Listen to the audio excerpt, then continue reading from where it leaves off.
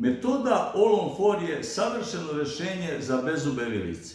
Ona podrazumeva ugradnju srednja dva implanta pod pravim uglom, a bočna dva pod uglom od 45 stepeni.